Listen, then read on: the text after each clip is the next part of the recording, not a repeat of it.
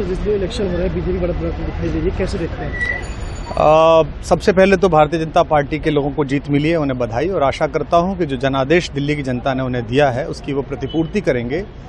और वे सब आम आदमी पार्टी के लाखों करोड़ों कार्यकर्ता जो अन्ना आंदोलन से आए, जिनके बहुत ही निश्चल, निष्पाप और बड़े भारत की राजनीति को बदलने के सपने की हत्या एक निर्लज्ज, नीच, मित्रहंता, आत्ममुग्ध और चरित्रहीन व्यक्ति ने की, उसके प्रति तो क्या संवेदना। दिल्ली को उससे मुक्ति मिली। और मैं ये जानता हूं कि अब जो आम आदमी पार्टी में लोग बच गए थे सत्ता के लोभ में, लालच में, पदों के लिए, उस पैसे के चक्कर में, वे सब भी अब वापस जाएंगे, लौटेंगे, कुछ अपने व्यवसायों में लौटेंगे, कुछ पार्टियों में चले जाएंगे। और पतन यहाँ से प्रारंभ हुआ है उन लोगों का। मेरे लिए कोई प्रसन्नता का और दुख का विषय नहीं है, मैं बीच में खड़ा हूँ। प्रसन्नता इस बात की है कि करोड़ों लोगों ने आशा लगाई थी, करोड़ों लोगों ने, लोग अपनी नौकरियां छोड़ के आए थे, व्यवसाय छोड़ के आए थे, दुश्मनियां ली थी लोगों ने, उन सब की हत्या एक आत्ममुग्ध आदमी ने, एक चरित्रहीन आदमी ने अपनी निजी महत्वाकांक्षाओं की पूर्ति के लिए की। उसको दंड मिला, ईश्वरीय विधान से दंड मिला। प्रसन्नता इस बात की भी है कि न्याय हुआ। आज जब कहना नहीं चाहिए, लेकिन आज टीवी पर जब जंगपुरा का निर्णय आया और सामने दिखाई दिया कि मनीष हार गया, तो सदा तटस्थ रहने वाली और राजनीति से विरत रहने वाली मेरी पत्नी जो है, उसकी आंख में आंसू आ गए, वो रोने लगी। क्योंकि उसी से उसने कहा था कि अभी तो है ताकत, और उसने कहा था भैया ताकत सदा तो नहीं रहती। तो ये अहंकार आशा करता हूँ अगले लोग नहीं करेंगे, जो बाकी दल है वो नहीं करेंगे, इससे सबक लेंगे।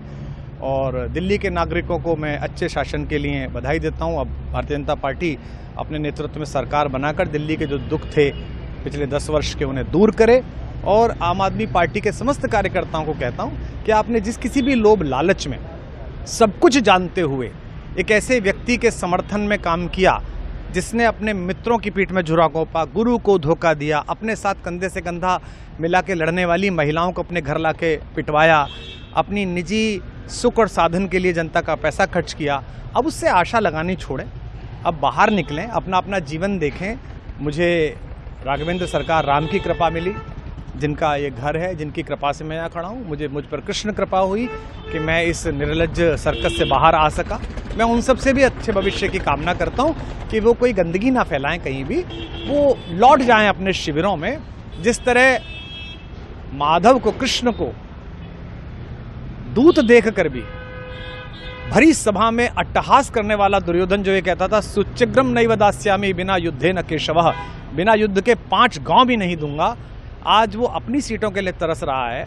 और मुझे पता है कि इस दुर्योधन का अंत भी टूटी हुई जंघा के साथ बड़ा ही दारुण होगा, और भारतीय राजनीति एक कलंकित अध्याय के रूप में इस बौने दुर्योधन को और इसके दरबार के तमाम शकुनियों को याद करेगी।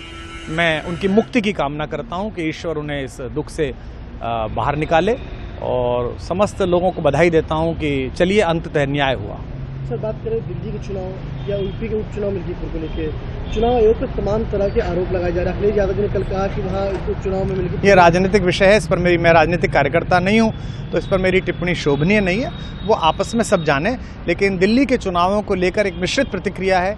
दुख है कि अन्ना आंदोलन से एक ऊर्जा जो पैदा हुई थी, जिससे देश में एक सकारात्मक बदलाव हो सकता था, एक वैकल्पिक राजनीति हो सकती थी, उसकी हत्या एक अहंकारी आदमी ने, एक आत्ममुग्ध और असुरक्षित आदमी ने कर दी। मैं आशा करता हूं कभी ना कभी भारत में ऐसा सूर्योदय किसी न किसी दल में अवश्य होगा, जो भारत को जहां पहुंचना है वहां पहुंचाने का मार्ग प्रशस्त करेगा। बहुत धन्यवाद।